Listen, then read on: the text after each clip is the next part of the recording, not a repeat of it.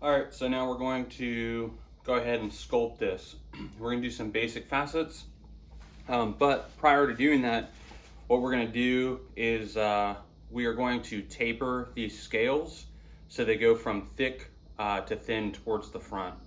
That'll give us a nice like distal taper inside of the handle, which lends to it being more comfortable like for use, and also it just looks really cool as well. So what I'm going to do first is we'll go to the grinder and I'll kind of explain what I'm going to do, and then I'll try to get a better angle of the grinding so you can actually see it. All right, so let's get to that. All right, so one of the things that we're going to want to do is ensure that everything is symmetrical, or is the same thickness or very, very close to the same thickness. Now with this, if you have a, like this is two-tone, right? So this is just one piece of material, but this is actually two. You have some sort of backer or spacer material, and then you have the actual scale itself. So you just got to take that into account, ensure that you're actually looking at the thickness of those two combined and not, you know, just what appears to be the scale. All right, so this is looking pretty symmetrical as far as thickness is concerned, and that'll really affect, you know, the end result when it comes to how these facets look if they're not, and also how it feels. So you just want to make sure everything's symmetrical before you do any sort of grinding. Now what I'm going to do is take it up to the grinder and I'm going to angle it. I'm going to be doing it on the feather side first because I want to ensure that, you know, I don't grind too much over here, and to make it symmetrical over here, I end up grinding too far, you know, into the clear portion. So I'm going to come up and I'm going to angle it just like this, and I'm going to create a small little ramp, and then from there I'm going to bring it down this way, and I'm going to essentially create a very large ramp from the front all the way to the back, and I'll show you what I mean once I do it.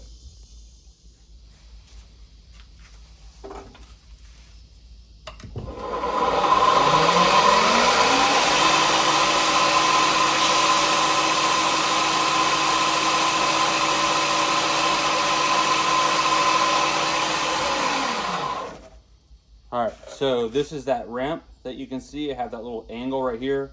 That's about as far as I want to go because I don't want to take it into that spacer material on the back. And now I'm going to bring this line right here all the way back here. And I'm going to do that by just bringing that back down. And there's a gap right here that you can see from the belt and the handle material. I'm going to keep pushing down up right here, even pressure, until that gap disappears. And then this will be a nice gradual taper from the front to the back.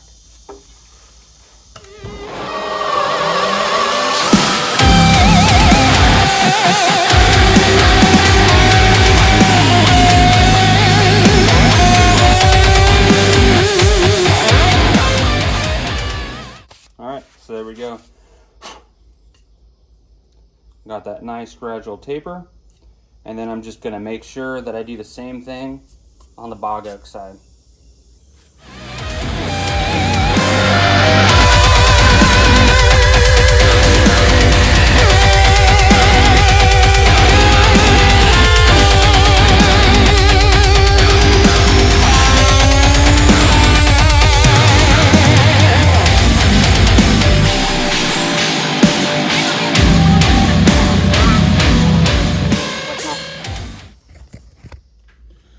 All right, so this is another technique I learned from Jason Knight. Really awesome. I actually learned this from the Forge series, and then when I met him in person, he just reinforced this. Which before we move on to, look, so I ended up grinding a little bit into that feather. Another one of many mistakes we'll probably make along this journey. So that's a little irritating, just like the initial mistake of making two right-hand scales. But as I said, you know, shit like this happens. Not a huge deal. It's not what we intended. But, you know, some of knife making, though, is essentially making some of your mistakes look intentional. So we're gonna go ahead and finish out the handle. Obviously we put a bunch of work into this, and we have some expensive material on here. I mean, just this scale right here alone, just this singular scale is 80 bucks. And then, you know, this block that we cut into 2 pieces was 100 bucks. So this handle is like 180 bucks just alone. So kind of trashing this would not, I don't want to do that. So we're going to continue making this handle and see how it looks and how it performs, you know, prior to making any drastic decisions. So yeah, unfortunate, but again, it's just part of, you know, making knives. You know, you need to be able to deal with setbacks and be flexible and continue to move forward. So what I'm going to show you is what I used to do is I used to use calipers and be very precise in my measurement, and then like run it along here, create a scratch so I could see. And there's no reason for that. That takes too much time.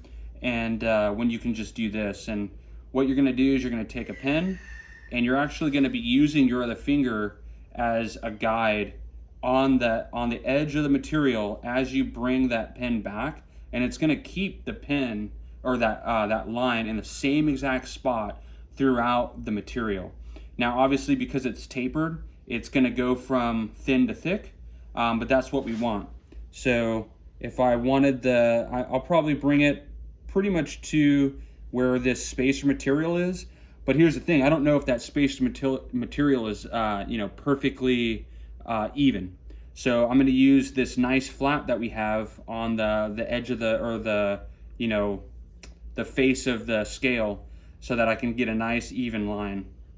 So I'm going to bring it like this, and you can see I'm just using my finger to create that nice straight line. You see how that worked? I'm just using this finger right here against that flat of the scale in order to keep it in the same place. And I'm going to do that all the way around the scale. So on the back, same thing, and then on the bottom. And you can see, like, look how nice that is. All even throughout. Now black is not the best color marker to be using for this, but I should still be able to see it. Just ensuring that my line's going to be symmetrical with the other side, which it should be because my finger position hasn't changed. And I'm going to be drawing that line all the way around the scales. All right, so we have that. So that's where we're going to grind to. That's as far into the width that we're going to grind to. Now we need to decide where we're going to grind to here. Now the thing that we need to be cognizant of is we don't have a lot of material when it comes to grinding in the feather. We don't want to do that if we can help it. So what I'm going to do is I'm going to create those facets. I'm going to do the same exact technique and putting my thumb on the curved portion right here, and I'm going to just pick a spot that looks kind of good. Let's see, I think I'm going to just keep it simple, keep it small facets, and I'm just going to put it right there. Again, I'm following the edge of that of the handle to create these shapes like that. And then I'm going to do the same at the top, because again, remember, it's the same thickness essentially until you get to the back. Now that just gives me a nice base to go off of, right? So I'm going to get that same thickness, and I'm going to go to the other side just to ensure that everything is symmetrical. Doing that again, and up here. So there we go. Oh, and then you can look, see it goes through the center of the pin, and then that one doesn't. So I'm going to redo that line so that it goes through the center of that pin, because that's the actual width of the facet we're going to make on the other side. There we go, and that's fixed. That goes through the center of that pin, so let's fix that one.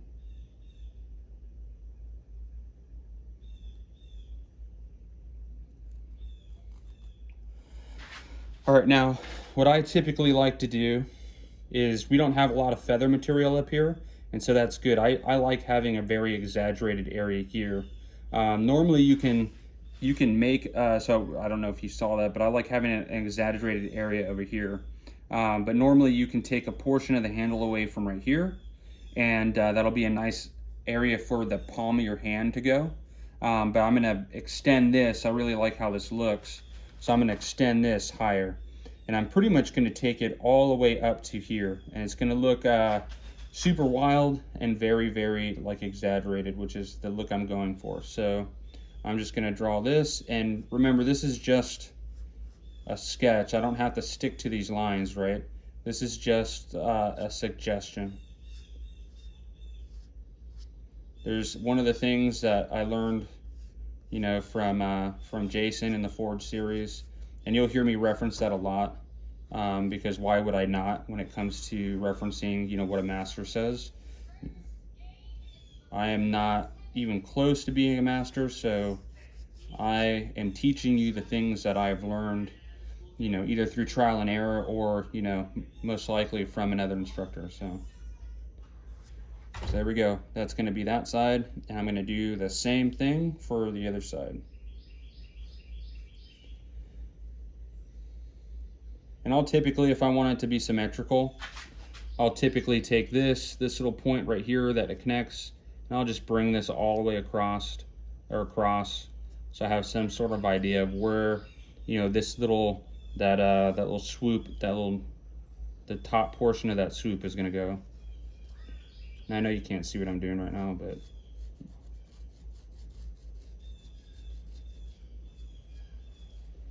again, this is just a suggestion, you know, so there we go. So I have my lines kind of mapped out, and then we'll do a nice little, actually we'll probably do smaller like that. Then we'll do a nice little area that if you want to do a pinch grip for whatever reason, it'll allow you to do that. So, all right, now we're going to get to sculpting it. All right, so I'm going to show you my technique of sculpting. You can see right there. I don't know if you could get a clear view on that last time, but we went through the clear into where the feather is. It should still look good though, because it's all synthetic material, so it should polish up nicely, but we'll see. The grinding technique for sculpting I learned from a Liam Hoffman video. If I can, I'll try to find the video and put the link in the description, just in case I do a shitty job of explaining it. But essentially, what I'm going to be doing is whatever side of the grinder I'm using, I'm going to have a lip.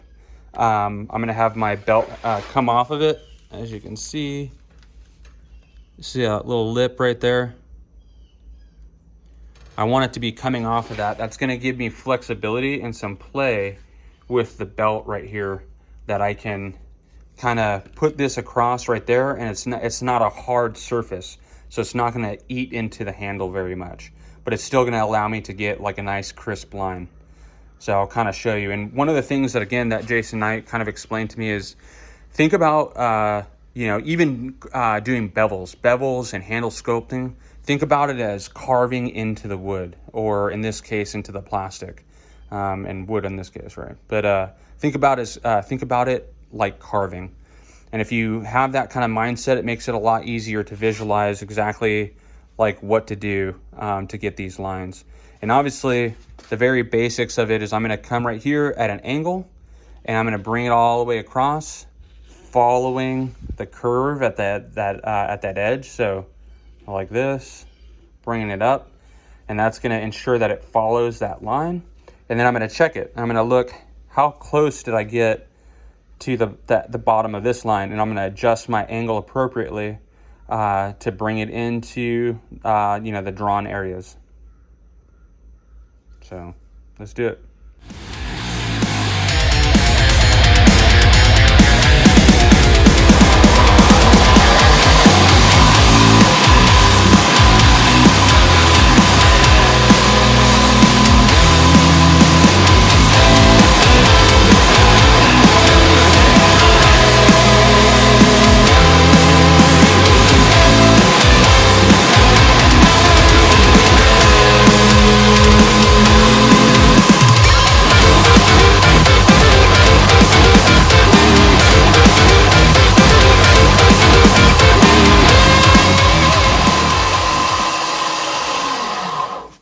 All right, so here you go.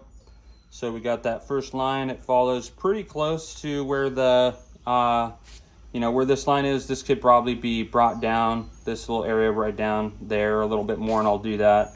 But I took it right to that drawn line, the initial line that we drew on the spine. So let's even that up.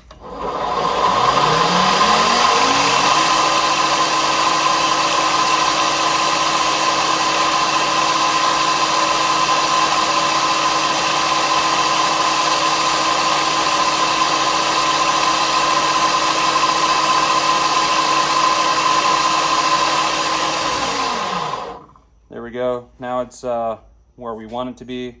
And now I'm going to go ahead and move the belt over here. And I'm doing the feather side first, because if I grind into the feather, or I get pretty close to it and I haven't reached that line yet, then I'll know that I need to stop and make it and mirror it on this side.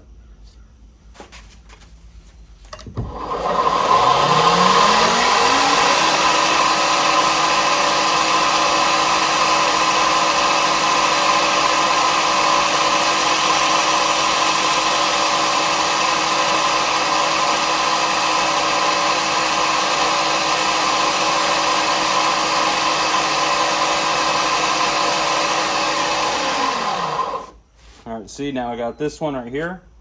Now, remember we initially drew this right here, so I'm gonna go ahead and do that because I'm gonna use my Dremel for this. And you could use like a contact wheel or something for this, but I haven't quite gotten there yet. So this is where, you start seeing like my shitty grinding skills and how I've kind of overcome it.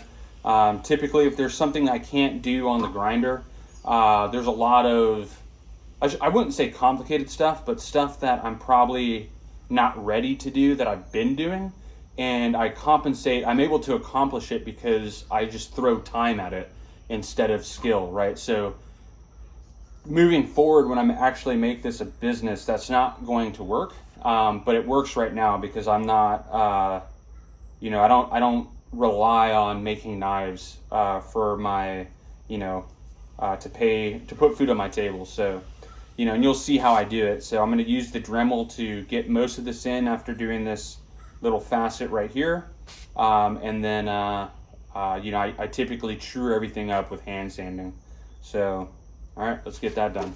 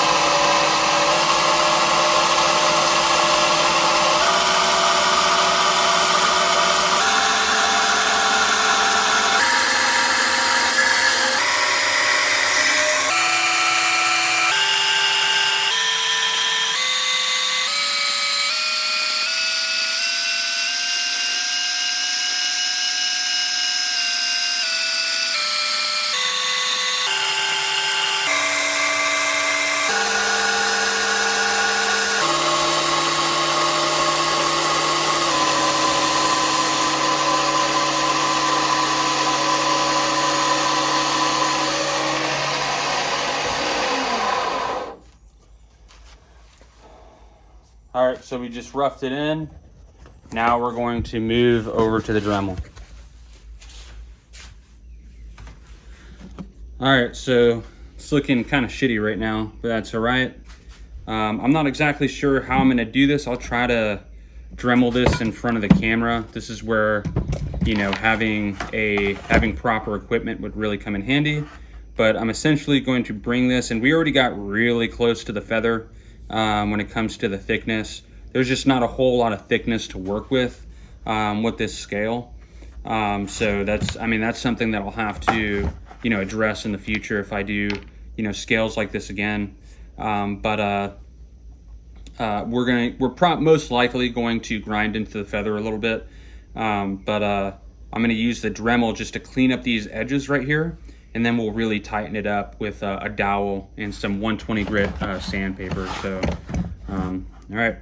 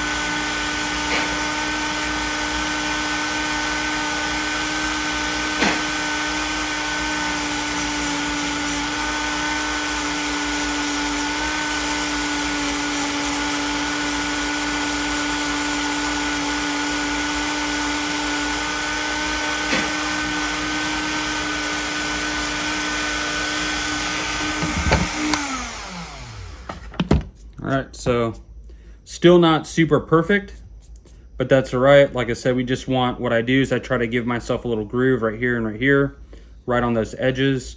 And what I'm trying to do is have some sort of taper all the way down to where I mark the line in that right here.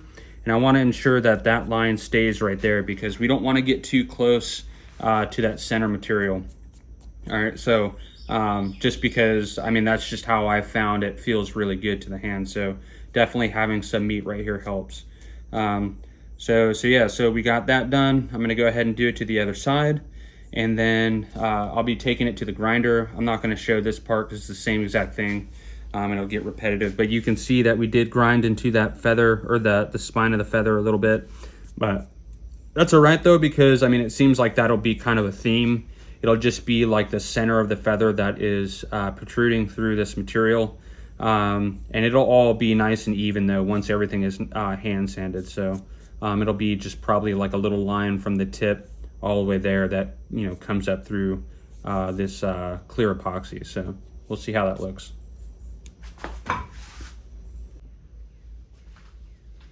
All right, so this is what we're left with. I kind of cleaned it up a little bit. The way that I did that is, what I really like to do is make very pronounced facets. So what I'll do is I'll take the edge of the Dremel like this, and I'll bring it around like that, and really I bring down this. It's still at a tapered angle, but not as much. And so once that gets hand sanded and really polished up, it looks super cool because it's very excuse me, it's very defined. This is why you should wear a mask. But it's very defined, especially after the hand sanding. So now what we're gonna do is we're going to carve that in right here, and I'm gonna use the wheels on the grinder. All right, so I'm gonna come up here and I'm going to just angle this down into here, just ensuring, hold on, bud. Hold on, dude. Just ensuring that I don't carve into the feather anymore.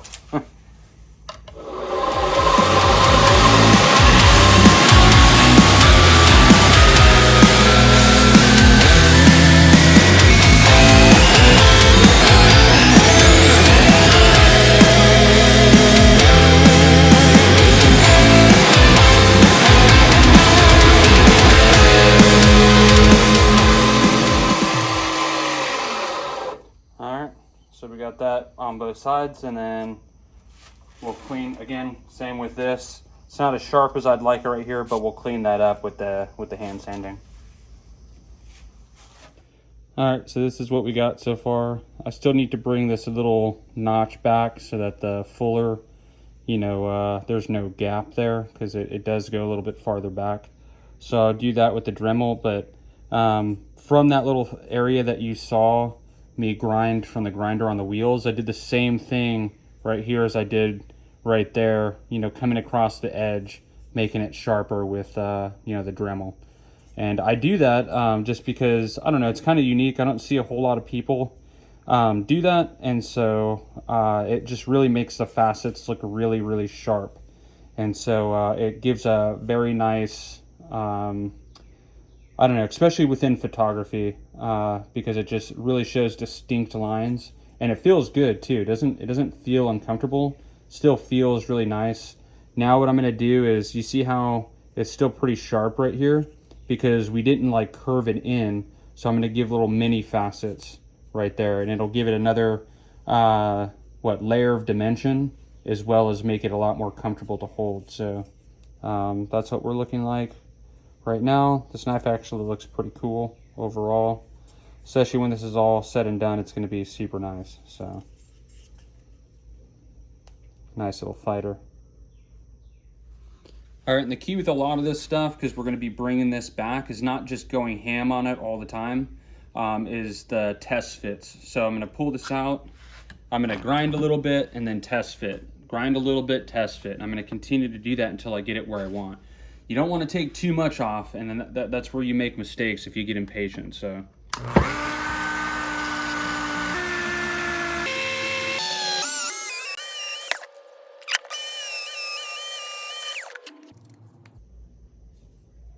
perfect. So now there we go. We have that, I don't know if you can see that fuller fuller is now completely visible. There's no gaps with the handle anymore. So there you go.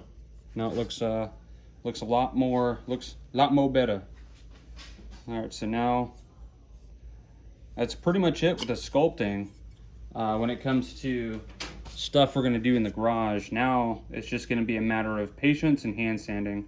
Oh, that's right, actually, we wanna get these. I'll typically, that's why I do these lines back here, is I'll either completely round this like that, like towards a nice curve at the butt, or if I'm doing something very sharp and faceted like this, then I'll give it 2 big facets right there and essentially connect that right there with a facet that it comes all the way in to that line that I drew. So we're gonna go ahead and do that. All right, so real quick, I wanted to bring your attention to this piece of kit right here that I got. I'm not sponsored by Trojan Horse Forge or anything like that, but this is their knife vise. It's probably one of the better purchases I've made out of anything I've bought to help me with knife making. Now, is this required? Absolutely not. I mean, you already saw that, you know, I'm using Dremels and all kinds of like kind of cheaper ways to get things done, like the, you know, the granite block instead of a surface grinder, or, you know, disc grinder or disc sander. So this isn't needed, but this is, man, does this make life so much easier. So it has this tightening system right here. You just loosen that, and then this completely turns 360 degrees so you can get whatever angle you want. It has, you know, this where you can put in your leg vise, or like this, I have this in just a drill press vise, and then I can move this up and down. So you can imagine you can get almost any angle that you really want.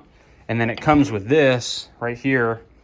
This goes inside that as well. And then the blade rests on these little rubber things if you're doing, you know, hand sanding the blade. So there is that. I would definitely recommend it. All right, and I wanted to talk about the sandpaper that I use. I use Indasa Rhino Wet. Again, I'm not sponsored by Indasa. I wish I was, but I'm not. But it's just the best sandpaper that I've found and used. I used to buy the stuff from the big box store, and I was like just burning through it. And although this stuff is pretty expensive, it's like, depending on what grade you get, I think it's like $50 for, it's about $1 a sheet because it comes with 50 sheets in this. But you know, if you listen to Knife Talk podcasts, I forget what store it is, but I would recommend listening to the podcast. But you can get like 10% off or 15% off, I can't remember which, using the Knife Talk, you know, code. I think it's Texas Farrier Supply actually. I get this from supergrits.com. Because it's actually, even with the discount at Texas Farrier Supply, supergrits.com is still a little bit cheaper, so I get it there. But this is by far the best hand sanding paper I've ever used, especially on steel. Really makes a huge difference. So it's one of those things that it is expensive, but you know, it saves you time, so technically it saves you money. It saves you a lot of hassle, right?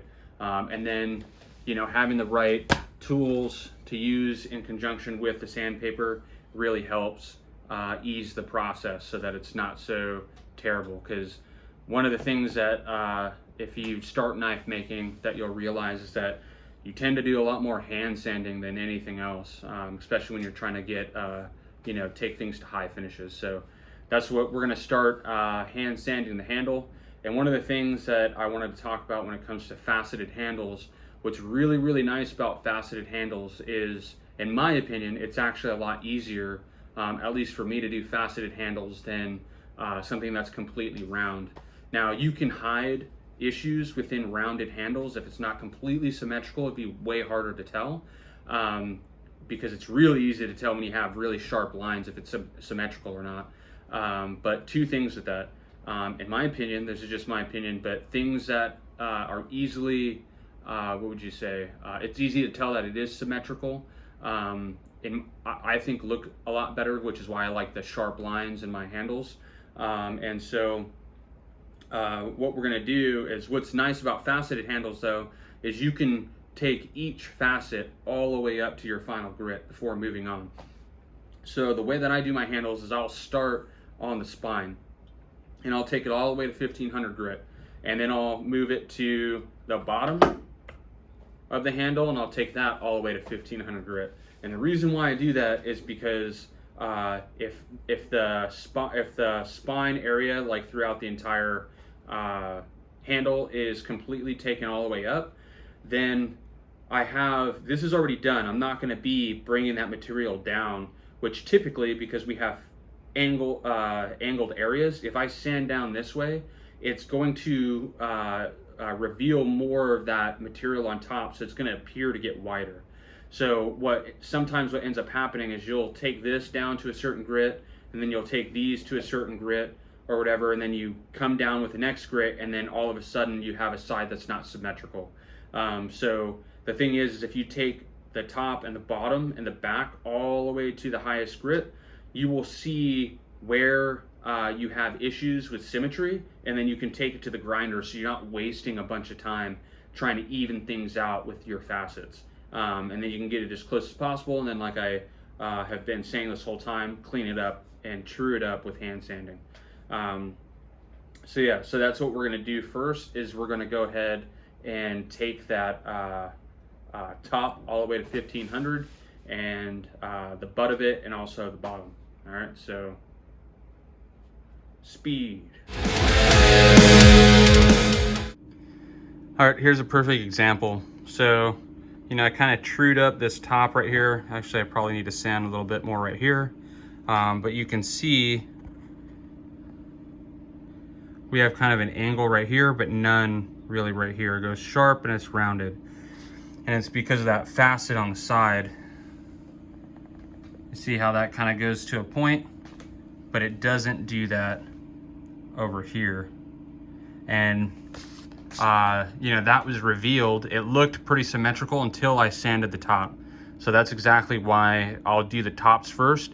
And I'm not going to try to fix this now, because I'm going to be going over this entire surface with the other grits again. And this is going to become a lot worse, this issue in symmetry.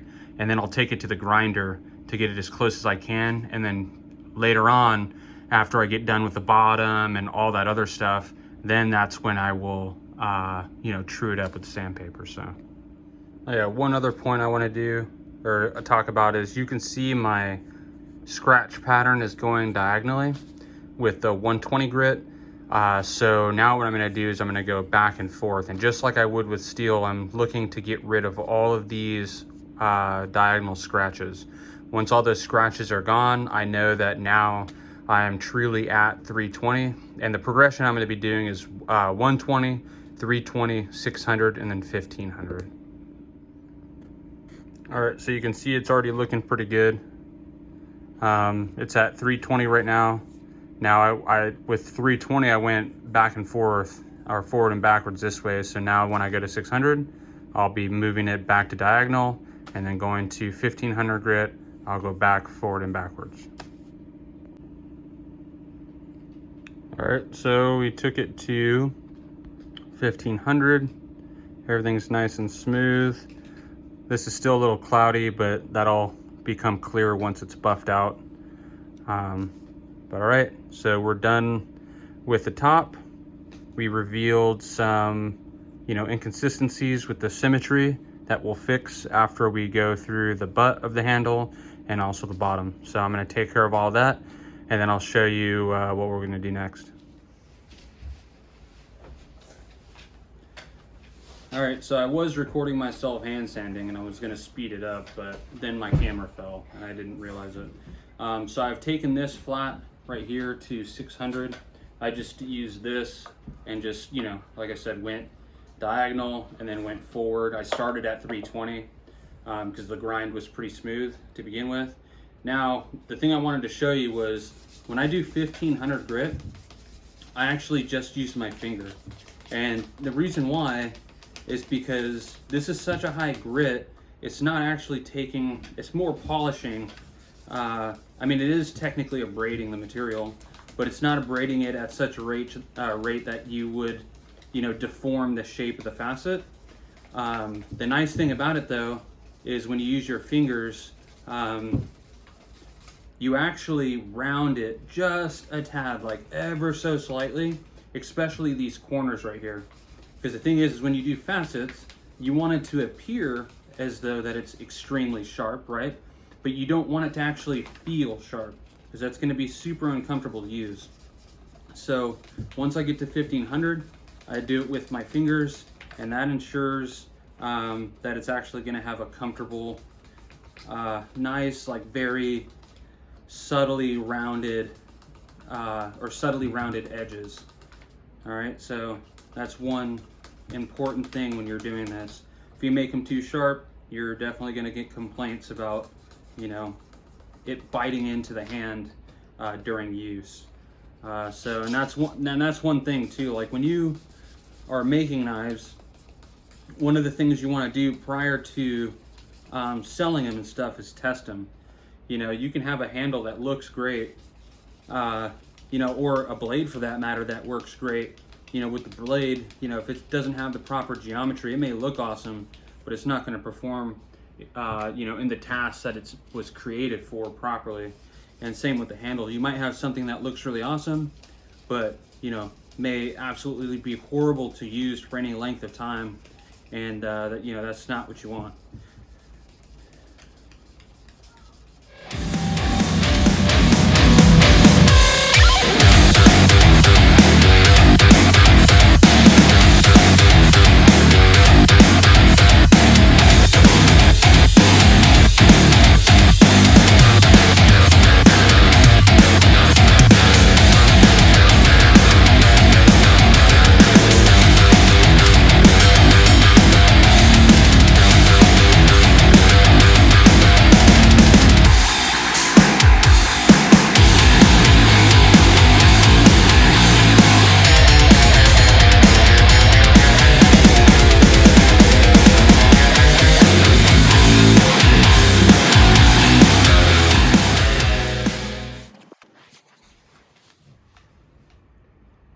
All right, so there we go. Nice and clean. Now we'll move to the other side, and these little areas right here, I'm going to be using my Dremel to bring that up just a tad and sharpen up that angle. All right, so now the other side, I'm just going to skip the other side, but one of the things, or like on the video, but one of the things that you need to be cognizant of is we just took this all the way to 1500 grit. So we want to look at what the, you know, thickness is of, you know, that handle material now on the spine compared to the other side. So it looks really like pretty close, and you can see it's a little wobbly right there, and that's just because of the grind. And that'll actually, you know, straighten up like this side once we start hand sanding. But it looks like we don't really need to do any real adjustments outside of that right there. You can see that that's kind of angled. That's unfortunate because I already took, you know, this to 1500, but I'm gonna have to grind that this way at this corner and then re-hand sand that portion, but that's all right. But I'm gonna go ahead and redo this, or I'm gonna go ahead and hand sand this and then fix this on the grinder, but you won't see that in the video. All right, so I got all that stuff fixed. Got this area right here all the way to 1500. Everything is all nice and symmetrical. Now we gotta true this up. Now there's two tools that I use to true stuff like this up. One is a dowel like this. You can see a little size reference there. And then I have a dowel that's smaller to help get into these little corners. And then I've shaped part of it so that I can really get into little areas like that. And this will help me tighten everything up. So I'm gonna try to figure out how to get a good angle so you guys can see exactly what I'm doing. But essentially I'm gonna take this right here, wrap sandpaper around it, and I'm just gonna go like that. I'm gonna angle it down this way, and I'm really gonna sharpen those edges with the 120. And then I'm gonna take the bigger dowel and I'm gonna come over here at an angle. It keeps unfocusing. Come over here at an angle, ensuring that I don't make this any smaller down up in here. And then once I have everything nice and trued up in these areas and all the way to 1500, then that's when I'm going to add another facet right here and take that to 1500. The reason why I'm waiting until the last minute to do that, and then I'll obviously take the flats to 1500 as well, but I'm waiting until the last minute to do this just in case something goes wrong when I'm doing that and I accidentally dip into this too much. I can make it symmetrical on the other side prior to putting those secondary facets in. So yeah.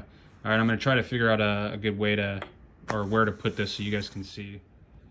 All right, so I'm gonna try to hold it while I do this, or at least just a little bit so you can see exactly what I mean.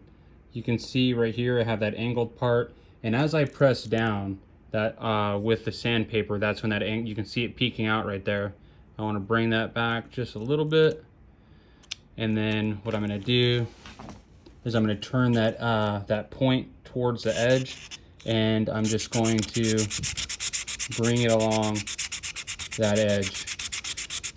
And as I push down, it's flattening out, so it's really cutting, you know, nice and sharp edges into that area.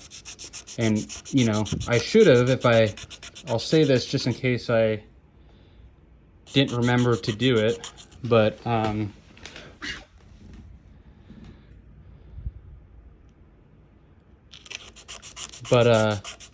so I figured out, you know, there are some people that are going to hate on these videos and say, like, you know, what's an amateur like you doing, you know, making instructional videos. And in a sense, they're right. You know, I haven't really done enough or earned my place really to, you know, make these videos. But, you know, there are a couple people that have asked me how I do things. And so I'm trying to oblige, you know, some of those people that would like to learn how to do some of the stuff that I do with my knives. And as you can see, I'm not very good at grinding. So that's just something that, you know, I've figured out a way, you know, in order to get some interesting stuff done on handles, even though I'm not good at grinding. So, you know, you're not watching a video that's essentially saying like, hey, just get better at grinding and then you'll be able to do what I do on my handles. You know, it's an interesting way for you guys to be able to do what I do, you know, with some simple tricks that I've, you know, learned over time. And like I stated before in the video, you know, what I'm like trading in, you know, for my lack of skill with the grinder is time. So as you can see, this stuff works, and there are people that, you know, have the skill to just grind this out, but I am not that person. So I got to spend extra time, you know, using these little techniques in order to get those sharp corners and those, you know, sharp facets that you see on my knives. So it just takes me a little bit of time. And if you want to do it too, and you're not like that great at grinding, just like me, you know, it's going to take you a little bit of time as well. But it's time that's well worth it because it looks great when it's done. So, you kind of got the idea, you know, as far as, you know, what I'm going to be doing, you know, for the rest of the handle. I'm going to go ahead and skip the rest. You know, I'm going to redo these videos, you know, with a different knife once I have better equipment. This is just to kind of get stuff out there so you guys can, you know, get to making handles like this if you so choose, like right away. So, all right, I'm going to skip the rest. I'm going to get all this stuff done. You guys got the idea of what I did. And like I said, I'll do this real quick so you can see it. You know, when I'm using the bigger dowel, you know, what I'm doing is then I'm just doing that same thing, but what I'm trying to keep it flat up against the, you know, the angle that this little facet has been ground at. And what I'm doing is essentially I'm taking all those high spots, bringing them down to the low spots, and making everything nice and flush within this little area and what I'm doing is I'm kind of pressing down upwards and keeping, you know, this dowel having surface contact with the entire handle. So I'm not just using the corner, I'm actually putting the entire thing down, but I'm focusing more on pushing down this way, or I'm visualizing pushing down that way. So that way I don't dig into this little area right here. And like I said, if you do, it's not that big a deal, but we're trying to keep it symmetrical. We're trying not to chase, you know, those areas. So that's why I'm you know, doing what I just explained. So that's essentially what you're going to see me do. And I do this like right here too. Oh, sorry, you didn't see that. I do that right here, and I do it in here. So you guys will see the fruits of that labor, but you guys kind of got the idea of what I'm going to be doing for a little while here. All right, so as you can see, this is how it's going to look at 120, where it's you know, pretty cleaned up. Obviously, hey, you guys, as you can see, this is how it looks when it's cleaned up with 120. It still obviously looks pretty rough. This will be, once I start taking it up the grits, I'll start hitting this and smooth that out so it doesn't look so bad.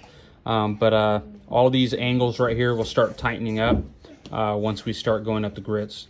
And I'll finish one side first and then show you guys and hit this flat so you can kind of see what the whole handle is going to look like prior to me finishing it. So,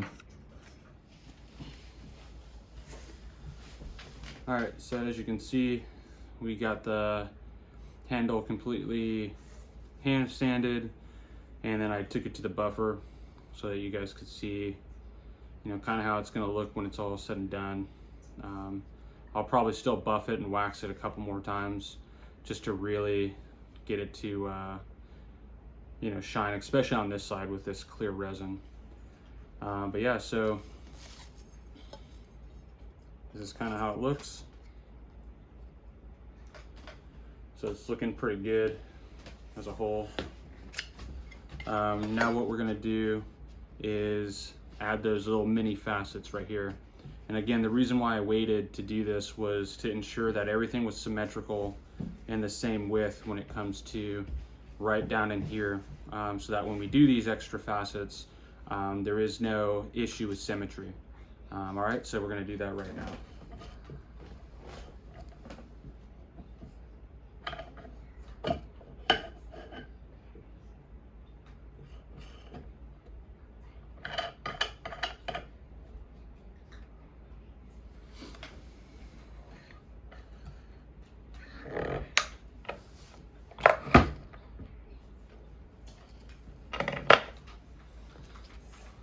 All right, so I'm going to take the 120 grit and just come with this dowel right here because I got these curves coming in here, and then I'm just going to do a really small facet. You know, smaller than you'd probably think. It's not something to, it does add an extra layer of depth to the handle, but it's not something that I'm trying to exaggerate too much. This is purely for comfort. It just has a secondary aesthetic effect.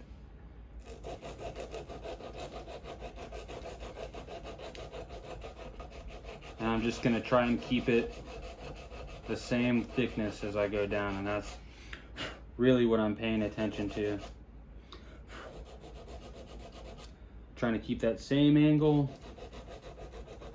and keep it the same, this facet the same thickness throughout.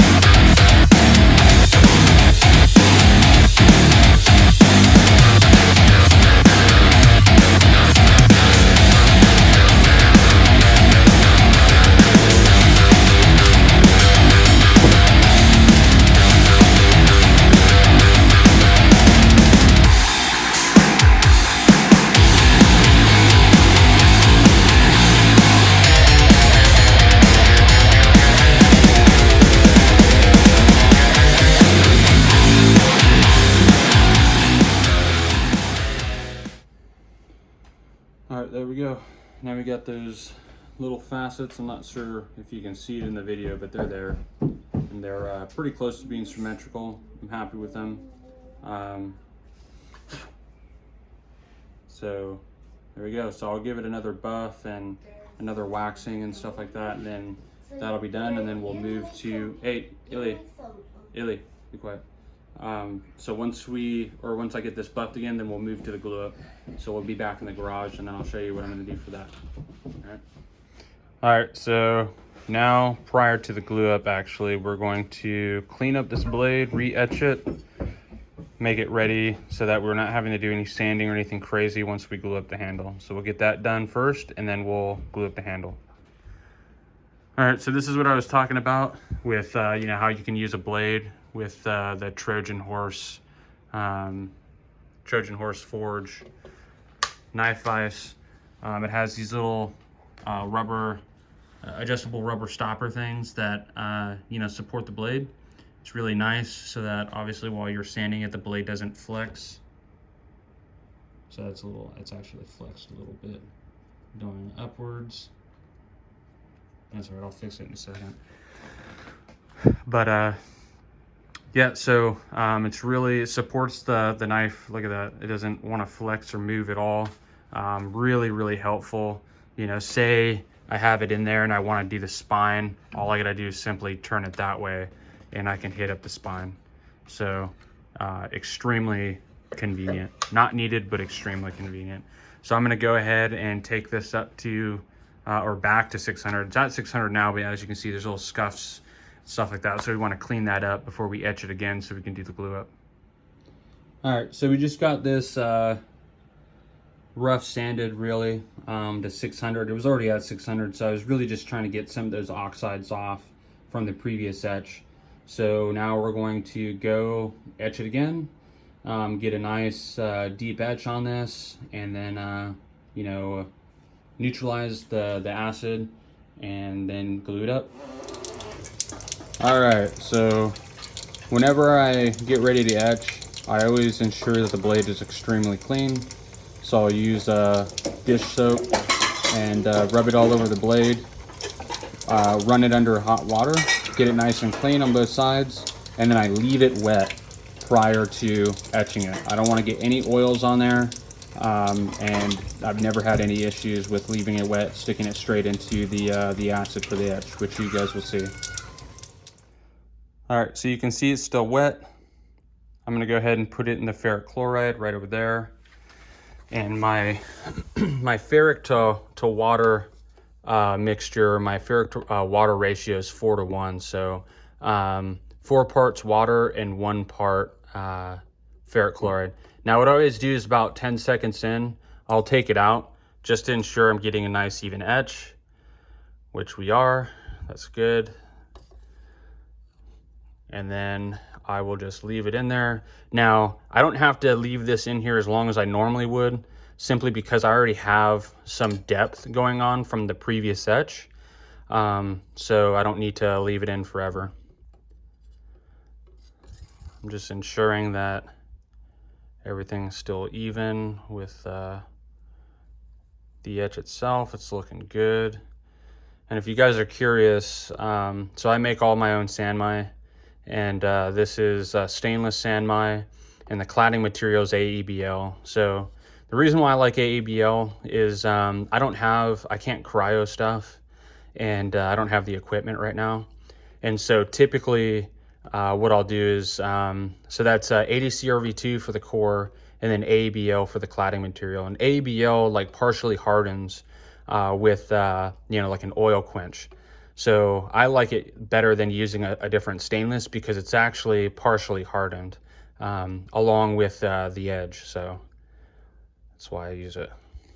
But, you know, once I get cryo and stuff like that, I may still use ABL because that's how you get the rest of the hardness out of ABL is with cryo. So I can, and like cryo actually still benefits a lot of high carbon steels like ADCRV2. So I'll probably start cryoing my sanmai as well. All right, let's take a look. All right, I think that's good. So now what I'll do is I'll take it back to the sink, wash it in the dish soap and stuff to neutralize that acid. And then I'll air dry it with my air compressor. And then from there, you know, maybe that's it. Maybe we'll, I don't know if I'm gonna do a coffee etch. I kind of like it looking like this. Yeah, we'll see. All right, so here we go. Still drying, but I like that. And I like how ABL has that little scaly, shiny stuff as well. I don't know if that's decarb or what, but as long as that's not on the edge, you're good. But yeah, it looks really cool. So we're gonna stick this in the oil, just to ensure we don't get any surface rust like we had from before. So that's nice and protected. Then I'll cover it up with a paper towel, and then we will get, to the glue up. All right, here's another pro tip again that, through messing up very expensive handles or just a bunch of handles in general, this right here is a really tight fit up, right? And one of the things that I've noticed is when I try to, like this one right here doesn't quite want to get in there. And what I don't want to do is break the handle, which I've done before, because I try to stick it in one hole, it fits in one hole or something, it doesn't quite make it through the other, and then I force it with a hammer or a mallet or something like that, and I can just tell when that's going to be an issue. So what we're going to do is I put my nickel silver pin inside the drill press, turn on the drill press. I'm just going to use this piece of 120 sandpaper and just hold it up against it, and it's just going to take like thousandths off of the diameter of the pin, so that it'll go in much smoother, because we already have everything fit up perfectly, right? The holes will align. Having it be super tight, there's not a reason for that. We just need it to go in where we want it, okay? Or and how we want it. You'll see what I mean by where I want it.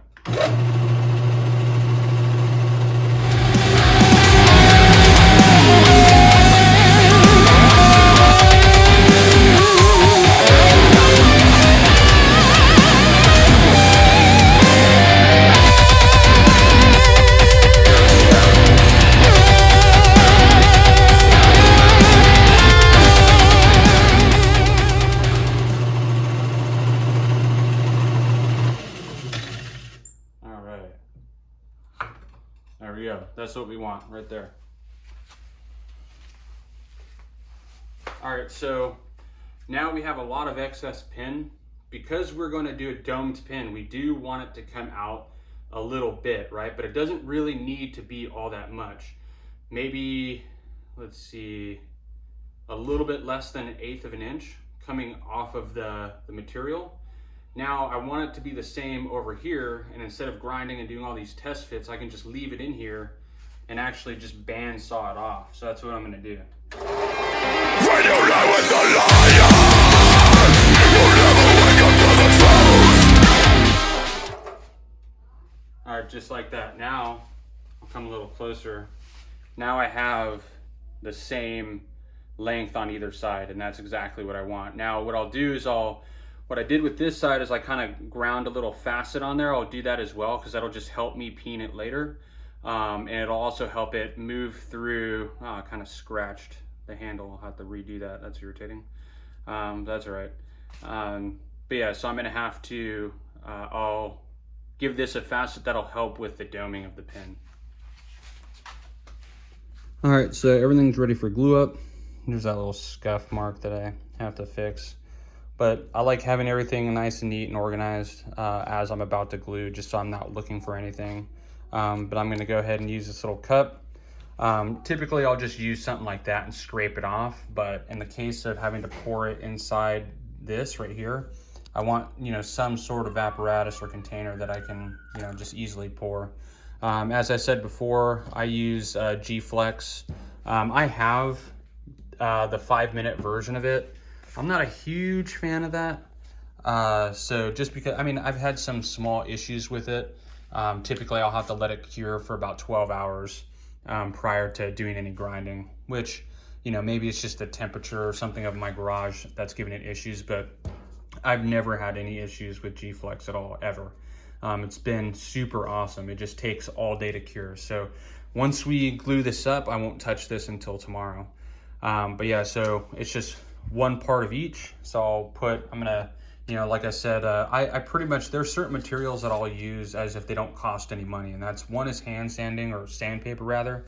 You know, you waste a lot of time trying to save, you know, little bits of materials, and same with this. So I'm always really liberal on this. I always have more than I think I need, because I don't want to have to be trying to mix stuff in the middle of, you know, having epoxy everywhere. So yeah, so I'll set it up and I'll have you guys watch me.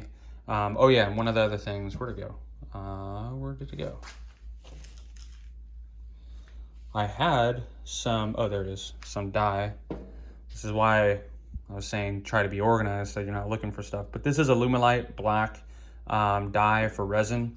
So I just put 1 drop, that's all you needed. So this thing lasts forever, but I just put 1 drop in there.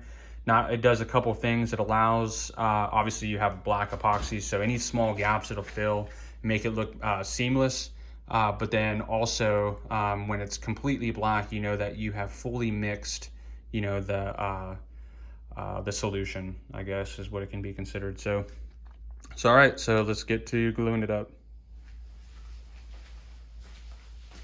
All right, so I got you in my vise right now until I get, you know, I'll have to make do with that until I get a tripod. All right, and I should be getting a tripod today, hopefully. So hopefully these, you know, will be a lot better, these videos. All right, so 1 part for each. Actually, I'll probably do a little bit more, because remember, you're trying to fill the entire cavity, and although the cavity isn't that big, you want to ensure that you have more than what you think you need. Because I've done it to where I should have had enough, I ran out, and it still wasn't filled.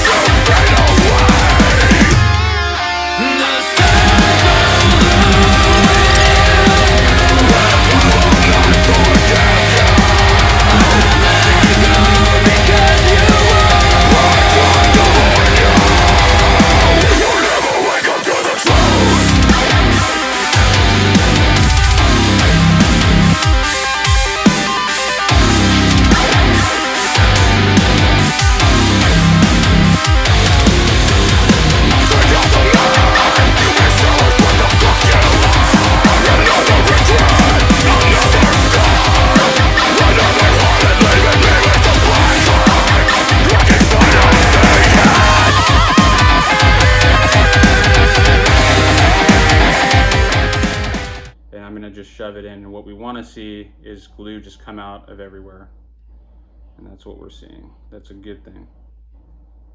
Like I said, you want to fill all those gaps that you might have that you did not see prior.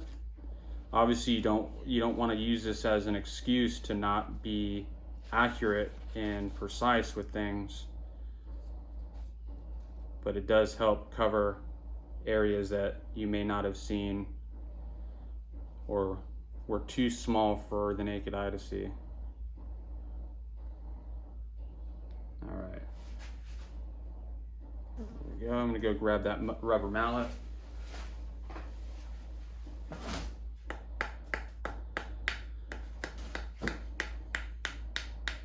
And see, that's what you want right there. It should not have to be forced in. All of your preparation should have been accurate enough that you're not required to do a ton of forcing. And even though it went in nice and smooth, it should be there should be no gaps, like with those shoulders and the handle material, which, looking at it, there is none, which is a good thing. That's exactly what we want. All right, now, because we already hand sanded all this, we don't want to leave all that epoxy. So what I use, and you can get this at the big box store like Lowe's or something, is Goof Off. So I'll spray a paper towel with Goof Off, and you can use gloves if you want. I kind of never do, but then my hands are always permanently stained. Yeah, so using Goof Off, I'll spray pretty liberally onto the paper towel. If you have any cuts, it really, really makes them sting. So just be aware of that. But yeah, so I will clean all of this really well, making sure there's no epoxy, because if you leave any epoxy on this, obviously you're gonna have to sand it off, and then that's just a bunch of rework that you can avoid just by making sure you clean it really well. So I'm gonna now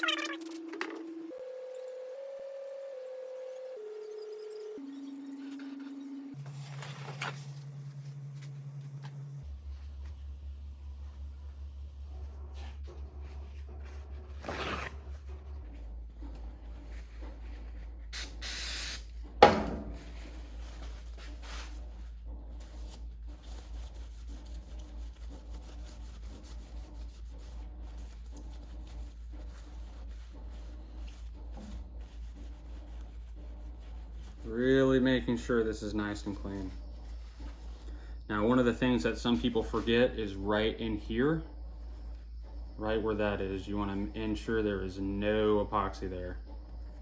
Because once it's glued, that is a pain. You can get it off. It is a pain in the ass. And if you do, you know, end up getting some epoxy there, one way to get it off is to use a, you know, a ferric metal, something that's not as hard as steel, like copper. You can angle the copper rod or something like that, kind of like what you saw me use with that small wooden dowel with like a tip like that, like a sharper tip, and you can knock off that epoxy. But if you have a super high finish, which this is not, but if you have a higher finish, you can still scratch your steel. So something that, you know, if you just avoid it by just ensuring that it's nice and clean to begin with, then you don't have to worry about it.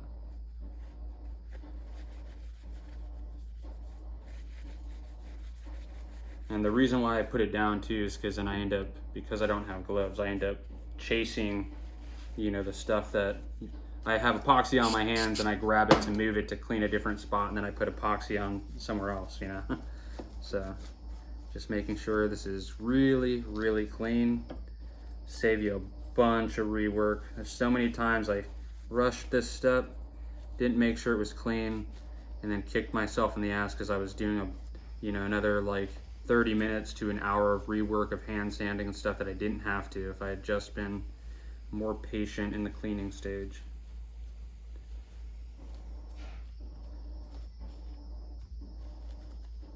All right. Yep, and then I just really make sure there's no epoxy on the blade. We're gonna go ahead and wipe the blade just in case. There's some that I just am not seeing for whatever reason, because that's happened to me before. Perfect example, actually, it happened just recently. Look at that, there's epoxy on this one, so I'm gonna have to regrind that, re-sandblast it, which, again, rework, you know, and then there's the possibility of fucking up the grind, and, you know, all because why I didn't ensure that it was in a clean space when I glued it up. So, a lot of just prep stuff that you can avoid rework on if you just take the time to do it the correct way. All right, so there we go. Then what I'll do is, I don't need to put this in a vise or anything crazy because everything's already lined up. You know, putting pressure on the blade is going to do nothing. It's already completely butted up to the what do you call it? You know, the shoulders on the knife. So that's fine. I'm just going to stick it on its spine up.